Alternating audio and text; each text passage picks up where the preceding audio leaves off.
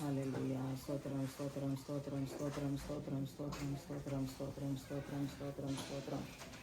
Stotram, stotram, stotram, stotram, stotram, stotram, stotram, stotram, stotram. பரிசுத்தர் பரிசுத்தர் சேனைகளின் தேவனாகிய கர்த்தர் பரிசுத்தர். அற்புதமான தேவன் பரிசுத்தர். நேற்றும் இன்றும் என்றும் மாறாத தேவன் பரிசுத்தர். எங்களுக்காக ஜீவிக்கிறவர், எங்களுக்காக யாவையும் செய்து நிறைவேற்றுகிறவர்.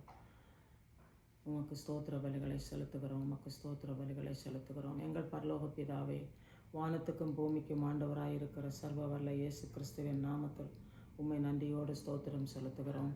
இந்த நாளிலும் உம்மை ஸ்தோத்தரிக்க, உம்மை துதிக்க, உம்முடைய பிரசன்னத்தில் கட்டிச்சேர, உம்முடைய வல்லமையை உணர்ந்து கொள்ள எங்களுக்கு நீர் இந்த பாக்கியத்தை தந்ததற்காக ஸ்தோத்திரம். இந்த சமயத்தில் நாங்கள் உம்முடைய பிரசன்னத்தில் கட்டிச்சேரவும், உம்மை துதிக்கவும், உம்மை பாடி மகிமைப்படுத்தவும், தேவ கிருபை எங்களுக்குள்ளே நிலைத்திருக்கும்படி எங்களை தாழ்த்தி ஒப்பு கொடுக்கிறோம். உம்முடைய வசனங்கள் மூலமாய் பேசும். நாங்கள் ஜெபிக்கிற அனைத்து காரியங்களிலும் வெற்றியை கண்டுகொள்ள, பதில் பெற்றுக்கொள்ள கர்த்தர் அதிசயம் செய்யும்படிக்கு கர்த்தரை ஸ்தோத்திரம் பண்ணி ஜெபம் பண்ணுகிறோம்.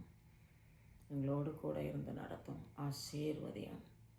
இந்த நேரம் எங்களுக்கு ஆசீர்வாதமாக்கி தாரும். உடைய பிரசன்னத்தினால் நிரப்புகிறதற்காக உமக்கு ஸ்தோத்திர பலிகள் செலுத்துகிறோம். இயேசுவின் நாமத்தில் ஜெபிக்கிறோம், அன்பின் பரலோக பிதாவே, ஆமேன் ஆமேன். இந்த நேரத்திலும் ஒரு பாடலின் 2 அடிகளை பாடி தேவ சமூகத்தில் நெருங்க கர்த்தர் நமக்கு உதவி செய்வார். விசுவாசமே நம் ஜெயமே, விலை மதியாதோ நல் பொக்கிஷமே. விசுவாசமே நம் ஜெயமே, விலை மதியாதோ நல் பொக்கிஷமே. விசுவாசமா கேடகம் தாங்கி, விசுவாச பாதையில் முன்னேறுவோம். விசுவாசமா கேடகம் தாங்கி, விசுவாச பாதையில் முன்னேறுவோம். மலை போன்ற துன்பங்கள் நெருங்கிடினும், மலையாதையாவும் அகன்றிடுமே. மலை போன்ற துன்பங்கள் நெருக்கிடினும், மலையாதையாவும் அகன்றிடுமே. வியாதி வருத்தும் போராட்டம் வந்தும், விசுவாசத்தால் நாமும் ஜெயமடைவோம். வியாதி வருத்தும் போராட்டம் வந்தும், விசுவாசத்தால் நாமும் ஜெயமடைவோம். விசுவாசமே நம் ஜெயமே, விலை மதியாதோ நல் பொக்கிஷமே. விசுவாச நம்பிக்கை அறிக்கையிலும், திடமான மனதுடன் நிலைத்திருப்போம். விசுவாச நம்பிக்கை அறிக்கையிலும், திடமான மனதுடன் நிலைத்திருப்போம்.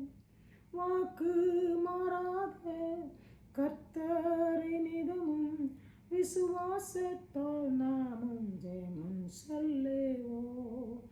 வாக்கு மாறாத கர்த்தரை நிதமும், விசுவாசத்தால் நாமும் முன் செல்லுவோம்.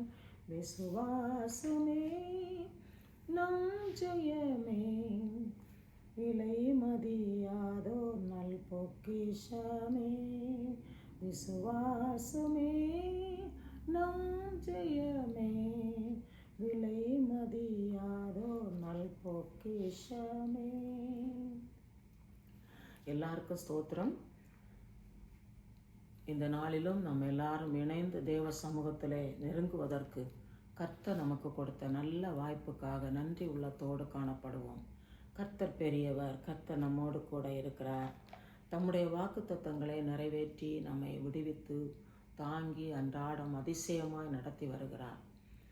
இந்த நேரத்தில் நாம் தியானிப்பதற்காக வழக்கமாய் தியானித்து வருகிறபடி தேவனுடைய வழிகள் ஆச்சரியமானவைகள் என்கிறதன் அடிப்படையில் காலேபை குறித்து இன்றைக்கு பேச இருக்கிறேன். காலேப் யார் என்று சொன்னால், இஸ்ரவேல் ஜனங்கள் மோசேயின் தலைமைத்துவத்தின் கீழ் 12 வேவுக்காரர்கள் கானான் தேசத்தை வேவு பார்க்க சென்றவர்களில் ஒருவர். அதில் 2 பேர் நல்ல செய்தி கொண்டு வந்தார்கள், காலேபும் யோசுவாவும். மற்ற 10 பேரும் தேவனுக்கு பிரியமில்லாத எதிர்மறையான கருத்துக்களை கொண்டு வந்தார்கள். இந்த நிலையிலே யோசுவாவும் காலேபும் விசுவாசமுடையவர்களாய் கர்த்தரிடத்திலே நம்பிக்கை வைத்து மோசே இடத்திலே நல்ல செய்தியை சொன்னார்கள். நாம் எளிதில் போய் சுதந்திரித்து கொள்ளலாம் என்று சொன்னார்கள். ஆனால் அந்த 10 பேரும் அவிசுவாசமான எதிர்மறையான கருத்துக்களை பரப்பி எல்லாரும் இந்த 2 பேருக்கும் எதிர்த்து நின்றார்கள். இந்த நிலையிலும் யோசுவாவும் காலேபும் தைரியமாய் நல்ல அறிக்கை கொடுத்ததுனாலே அந்த தேசத்தை சுதந்திரித்து கொள்வதற்கு கர்த்தர் அதிசயம் செய்தார். தேவனால் அது கூடும். இந்த அதிசயத்தை கர்த்தரால் மட்டுமே நடைபெற முடிந்தது என்பதை அறிகிறோம். இந்த வசனத்தின் மூலம், இந்த கருத்து யோசுவா காலேபின் வாழ்க்கையின் மூலமாக என்ன தியானிக்க இருக்கிறோம் என்றால், காலேபுக்கு பல குணாதிசயங்கள் இருந்தது. அவைகள் நம்முடைய வாழ்க்கையிலே பயன்படுத்தும் போது நம்முடைய வாழ்க்கையிலே விசுவாசம் வளரவும், பரிசுத்த ஆவிக்குள் முன்னேறவும், வெற்றி உண்டாகவும் ஏதுவாகும். நாம் அநேகருக்கு ஆசீர்வாதமாக இருக்கவும், தேவ சித்தம் நிறைவேற்றவும் இது காரணமாகும். இந்த வசனங்களின் மூலமாக கர்த்தர் இன்றைக்கு நம்மிடத்தில் பேசி நம்மை உணர்த்தி நம்மை பலப்படுத்துவாராக. எண்ணாகம புஸ்தகம் 24ஆம் அதிகாரம், எண்ணாகமம் 24ஆம் அதிகாரம்,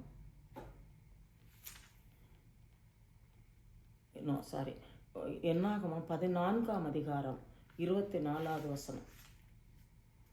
எண்ணாகமம் 14:24வது வசனத்திலே, என்னுடைய தாசனாகிய காலேப் வேறே ஆவியை உடையவனாய் இருக்கிறபடியினாலும் உத்தமமாய் என்னை பின்பற்றினபடியினாலும் அவன் போய் வந்த தேசத்திலே அவனை சேர பண்ணுவேன் என்று சொல்லியிருக்கிறார். இந்த வசனத்தில் நாம் என்ன அறிகிறோம் என்றால், காலேபுக்கு இருந்தது ஒரு வேறே ஆவி. அது வேறே ஆவி எங்கே இருந்து கிடைக்கிறது? அது தேவனால் கிடைக்கப்பெறுகிறது.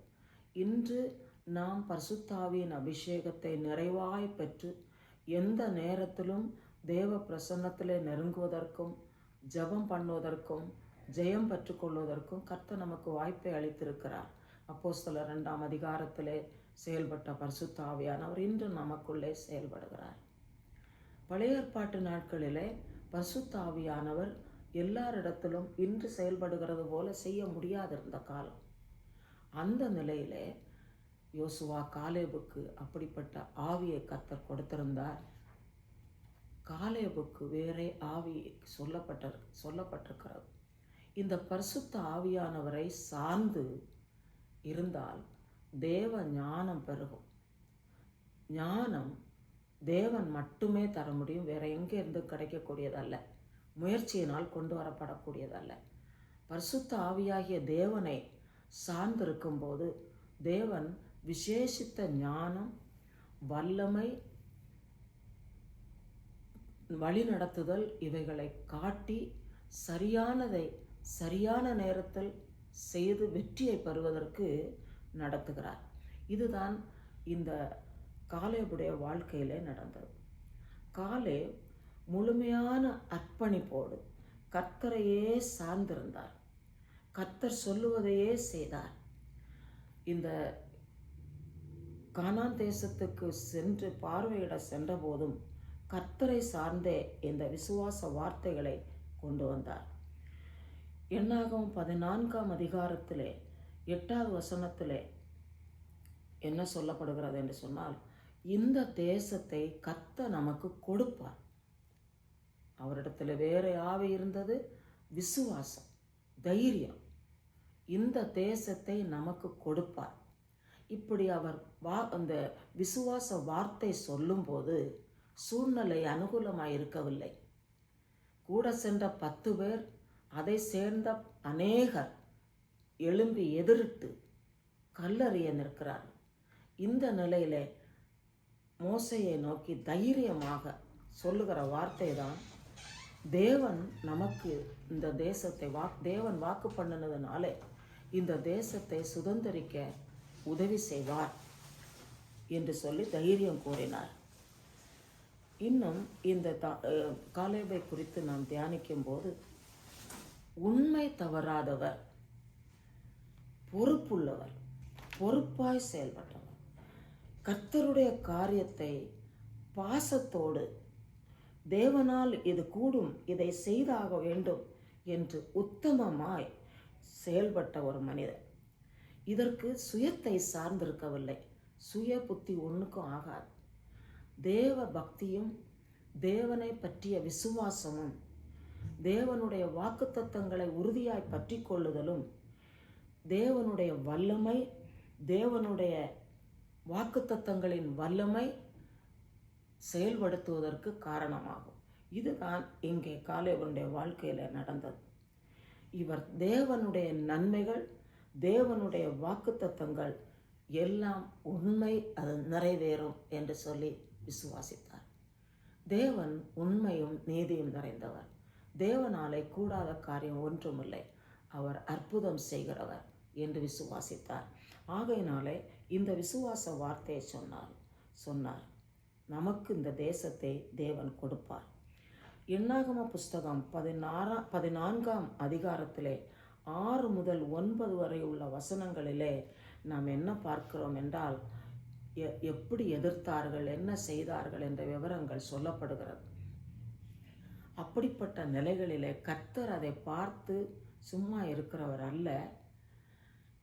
அவர்களை அழிக்க வேண்டும் என்று திட்டமிட்ட போது மோசே அவர்களுக்காக பரிந்து பேசினார். ஆனாலும் மிகவும் அதிகமாக எதிர்த்து நின்றவர்களை வாதையினால் அழித்தார் என்று சொல்லப்படுகிறது.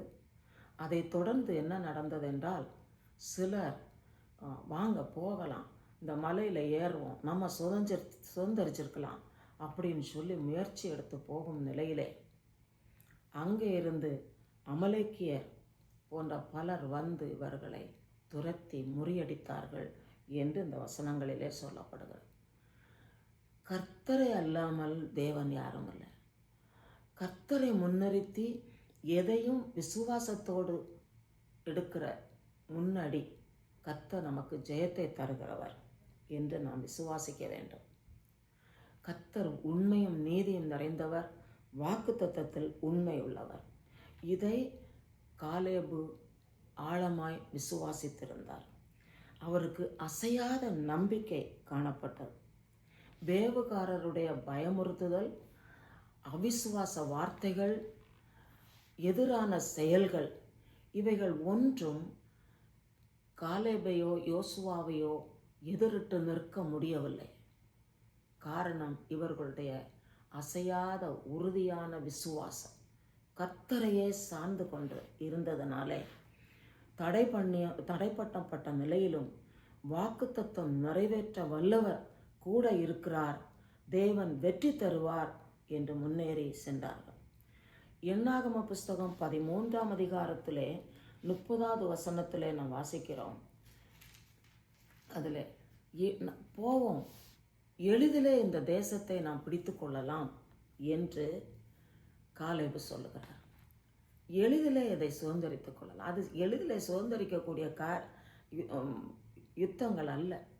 அநேக எதிரான மலை ஜாதிகள் இருந்தார்கள். கானானியர், பெலிஸ்தியர், எபூசியர், பெரிசியர், பெலிஸ்தியர் போன்ற அநேக எதிராளிகள் இருந்தார்கள். இவர்கள் எப்படி வந்தார்கள் என்று சொன்னால், இந்த கானான் தேசம் ஆபிரகாம் சென்று சேர்ந்த இடம்.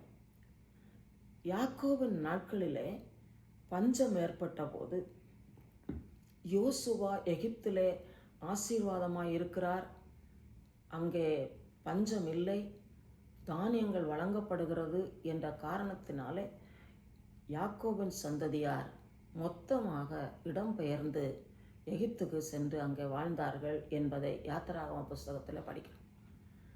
அதன் வழியாக அங்கே ஜனங்கள் அங்கு செல்லும் போது 70 பேராக இருந்தார்கள். தொடர்ந்து ஜனப்பெருக்கம், எல்லா நிலைகளிலும் கர்த்தர் அவர்களை ஆசீர்வதித்தார். ஆனால் இந்த கானான் தேசமோ வேறு மலை ஜாதியினரால் கைப்பற்றப்பட்டு அதிலே குடியிருந்தார்கள். அவர்கள் விக்கிரக வெறிகள் நிறைந்தவர்கள், தேவனை சேவிக்கிறவர்கள் அல்ல. அந்த கானான் தேசத்தை ஆபிரகாமுக்கு வாக்குத்தத்தம் பண்ணினவர் மோசேக்கும் ஜனங்களுக்கும் வாக்குத்தத்தம் பண்ணார். இதை நீங்கள் சுதந்திரிப்பீங்க, மலை ஜாதிகள் எதிரிட்டு இருந்தாலும் அதை சுதந்திரிப்பார் முடியும் என்று சொல்லி தேவன் வாக்கு கொடுத்தார். இந்த வாக்குத்தத்தங்களை நம்பின யோசுவா, காலேபு, மோசே, ஆரோன் போன்றவர்கள் இதற்கு முக்கியத்துவம் கொடுத்து செய்த காரியங்களைத்தான் நாம் இங்கே தியானிக்கிறோம். இதில் காலேபு சொன்ன வார்த்தை, நாம் போய் சுதந்திரித்து கொள்ளலாம். அதைத் தொடர்ந்து காலேபிடத்தில் காணப்பட்ட குணம் விடாமுயற்சி. விடாமுயற்சின்னு சொல்கிறது, அதில் ஆழமான பொறுமை வேணும். பொறுமை இல்லாமல் நிற்கவே முடியாது. அடுத்தால சூழ்நிலைமையை பார்த்தா ஜெயம் பெறவே முடியாது. ஆகையினாலே கர்த்தர் நமக்கு இன்றைக்கு சொல்லுகிற காரியம், நமக்கு எதிரான சூழ்நிலைகள் மலை போன்றதாக இருக்கலாம். இயேசு என்ன சொல்லியிருக்கிறார் என்றால், நீ விசுவாசத்தோடு இந்த மலையை பார்த்து பெயர்ந்து சமுத்திரத்தில் போன்னு சொன்னால் அது போயிடும். இப்படித்தான் கர்த்தர் இன்றைக்கு நமக்கு சொல்லுகிறார். நம்முடைய வாழ்க்கையிலே சில முயற்சிகளை செய்ததினாலே எதிரான சூழ்நிலைகள் எதிரிட்டு உன்னால் என்ன செய்து கொள்ள முடியும், உனக்கு பலன் இல்லை, உனக்கு அறிவில்லை என்று நம்ம எதிரிட்டு பேசுகிற சூழ்நிலைகள், அப்படி அதை பார்த்தோம் என்று சொன்னால் கர்த்தர் செய்கிறதை அறிய முடியாது. கர்த்தரோ மகா பராக்கிரம் நிறைந்த தேவன், அற்புதமான காரியங்களை செய்கிறவர். கர்த்தர் என்ன சொல்லியிருக்கிறார், கர்த்தர் என்ன ஆலோசனை தந்திருக்கிறார் என்பதை நாம் உணர்ந்தவர்களாக கர்த்தரையே சார்ந்திருந்தோம் என்றால் நிச்சயமாக நாம் எதிர்பார்க்கிறதிலும் அதிகமான வெற்றியை கைகூடி வர பண்ணுவார் என்று கர்த்தர் இன்றைக்கு நமக்கு வாக்கு கொடுக்கிறார். வாக்கு கொடுக்கிறவர் மாறி போகிறதில்லை, கண்டிப்பாக நிறைவேற்றுவார். அன்றைக்கு காலேபு மூலமாக சொல்லப்பட்ட வார்த்தைகளை கர்த்தர் நிறைவேற பண்ணினார் என்று நாம் பார்க்கிறோம். அதைத் தொடர்ந்து நாம் என்ன தியானிக்க இருக்கிறோம் என்றால், காலேபுக்கு சுதந்திரம். யோசுவா மோசேயின் காலத்திற்கு பின்பு தலைமைத்துவ பொறுப்பை எடுத்து கானானுக்குள் ஜனங்களை நடத்தி செல்வதற்கு தேவன் உதவி செய்தார். அநேக யுத்தங்கள் நடத்தினார்கள், எதிரியை துரத்தினார்கள், முறியடித்தார்கள், தேசத்தை சுதந்திரித்தார்கள். ஆக இந்த தேசத்தை இஸ்ரவேல் ஜனங்களுக்கு தேவனுடைய நடத்துதலின்படி பங்கிட்டு கொடுத்தார்கள். மோசேயை குறித்து காலேபை குறித்து சொல்லும்போது மோசே காலேபுக்கு சொல்லி இருந்தார், நீ விசுவாச வார்த்தைகளை கொண்டு வந்ததினாலே நீ கால் மிதித்த தேசம் உனக்கு சொந்தமாகும் என்று சொல்லியிருந்தார். இதை வைத்து யோசுவா பங்கிடும் நாட்களிலே இந்த எபிரோன் எனக்கு சொந்தமாகும் என்று மோசே சொன்னதன் அடிப்படையில் நான் இதை சுதந்திரிக்க வேண்டும். அந்த எபிரோன் என்று சொல்லுவது மற்ற இடங்களிலே இவர்கள் வெற்றி பெற்றதை பார்க்கலும் மிக கடினமான ஒரு மலைநாடு. அது பயங்கர அரணிப்பான பட்டணம் சூழ்ந்ததான கோட்டைகள் எதிரான கோட்டைகள் சூழ்ந்த இடம், ஏனாக்கியர் குடியிருந்த இடம். இதை எப்படி இவர் சுதந்திரிக்க முடியும் என்ற எண்ணம் எல்லாருக்கும் இருந்தாலும் யோசுவா காலேபின் விசுவாசத்தின்படி அதை கொடுத்து அந்த எதிராளிகளை சுதந்தரிக்கிறார். இந்த தன்னுடைய காரியத்திற்காக, இந்த இவரிடத்திலிருந்து அறிந்து கொள்ள வேண்டிய காரியம், தன்னுடைய காரியம் கடைசியாக வைத்துக்கொண்டு மற்ற யுத்தங்களிலெல்லாம் யோசுவாவோடு துணை நின்று யுத்த வீரர்களுக்கு உதவி செய்து எல்லா இடங்களிலும் வெற்றியை தேட செயல்பட்டது மட்டுமல்ல, இந்த கடைசி நேரத்தில் யோசுவாவிடத்தில் கேட்டு, இந்த மலை நாட்டை எனக்கு தாரும், நான் போய் சுதந்தரித்து கொள்ளுவேன் என்ற விசுவாச உறுதி வார்த்தையை சொல்லி இந்த தேசத்தை சுதந்தரிக்கிறார். அப்படி பல இடங்களை சுதந்தரித்து வரும்போது அங்கே கீரியாத் சேப்பார் என்கிற ஒரு இடம் பயங்கர கொடிதாய் காணப்பட்டது. அப்படிப்பட்ட நிலையிலே இவர் என்ன சொன்னார் என்றால், இந்த கீரியாத் சேப்பேரை ஜெயித்து தருகிறவனுக்கு என் மகள் அக்சாலை திருமணம் பண்ணி கொடுப்பேன் என்று சொல்லியிருந்தார். ஆக அதில் முயற்சி எடுத்தவர் ஒத்னியேல் என்று சொல்லுகிறவர்.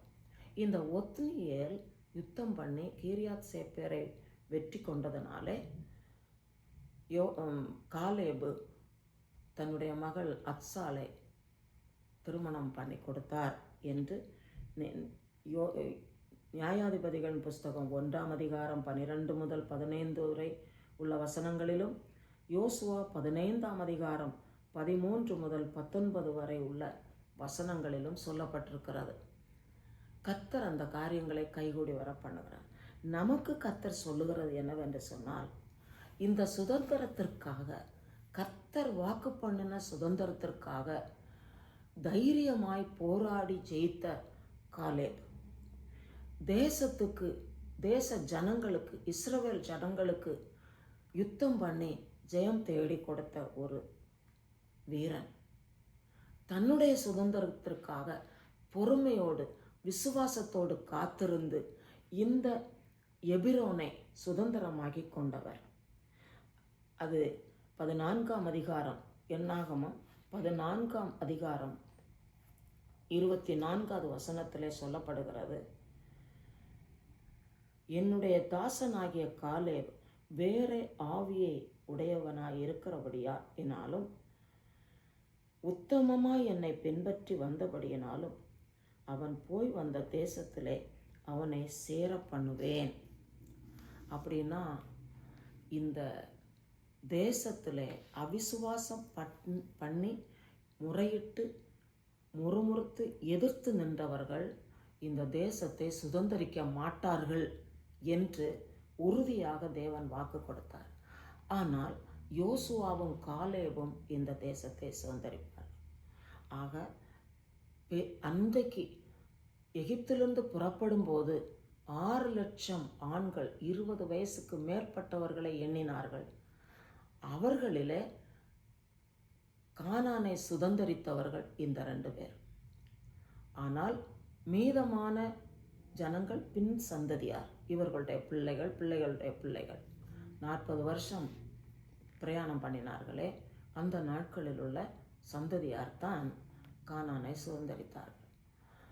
ஆக கர்த்தருடைய வாக்குத்தத்தத்தை கர்த்தர் நமக்கு கொடுத்து விட்டால் இது நடக்குமா? இதுக்கு இவ்வளவு தடைகள் இருக்கிறதே, இந்த காரியம் நிறைவேறுமா என்ற சந்தேகம் நம்முடைய வாழ்க்கையில் யாருக்கும் வரக்கூடாது. துயரங்கள் பெருகும் போது முறுமுறுக்கக்கூடாது, கேள்விகள் கேட்கக்கூடாது. கர்த்தர் சொல்லிவிட்டாரா? அவர் யார்? வாக்குத்தத்தங்களில் உண்மையுள்ளவர், மகா மேன்மையும் மகத்துவமானவர், சொன்னதிலே தவறாமை நிறைவேற்றுகிறவர். ஆகையினாலே விசுவாசத்தோடு அவரை நாம் பின்பற்றும் போது கர்த்தர் நம்முடைய வாழ்க்கையிலே எதிர்பார்க்கிறதிலும் அதிகமான காரியங்களை இன்றைக்கு கைகூட வர பண்ணுவார். உங்களுடைய வாழ்க்கையிலே கைகூடி வர பண்ணுவார். அவர் அதிசயமானவர். மட்டுமல்ல, கர்த்தர் நமக்கு சொல்லுகிற ஒரு காரியம், நமக்கு இன்னும் உலகத்தில் உயிரோடு இருக்கும் நாட்களிலே கர்த்தருக்காக செய்ய வேண்டிய காரியங்களிலே நாம் கவனமும் கருத்துமாக முக்கியத்துவம் கொடுத்து நிறைவேற்றுவதிலே பொறுப்பாக இருக்க வேண்டும், உண்மையும் உத்தமமாக இருக்க வேண்டும், போராடி ஜெயம் பெறுகிறவர்களாக இருக்க வேண்டும். அதனாலே நீங்கள் வேற வேலை இல்லாதவர்கள் என்று நான் சொல்ல வரவில்லை. எந்த சூழ்நிலையிலும் கர்த்தரை பற்றும் விசுவாசம் முன்னுரிமை கொடுக்கும்போது பின்னானவைகள் எல்லாவற்றையும் கர்த்தர் பார்த்து கொள்ளுவார். நாம் எதிர்பாராத நிலையிலே அவைகள் எல்லாம், குடும்ப காரியங்கள், வேலை காரியங்கள், வேலையில் இருக்கிற சூழ்நிலைகள் எல்லாவற்றிலும் கர்த்தர் முன்னோடியாக இருந்து நம்மை கரம் பிடித்து ஆலோசனை தந்து வெற்றி தருவார் என்று கர்த்தர் சொல்கிறார். இந்த காலேபிலே காணப்பட்டதான தைரியம் நமக்கு வேணும். எதிரான காரியங்களை கவனம் செலுத்தாமல் கர்த்தரை பற்றி விசுவாசத்தோடு இருந்த அந்த அனுபவம் நமக்கு வேண்டும். இறுதி வரையிலும் விசுவாசத்தில் உறுதியாய் பற்றி கொள்ளுகிற அனுபவம் வேண்டும். யுத்தங்களை எதிரிட்டு வருகிற எந்த ஒரு யுத்தத்தையும் நம்முடைய சுயபலத்தால் அல்ல, கர்த்தருடைய வல்லமையினாலும் கர்த்தர் தருகிற அதிகாரத்தினாலும் வெற்றி பெற வேண்டும் என்று கர்த்தர் சொல்கிறார். யோசுவா வெற்றி பெற்றது போல நம்முடைய வாழ்க்கையிலே வெற்றியை கர்த்தர் கட்டளையிடுவார்.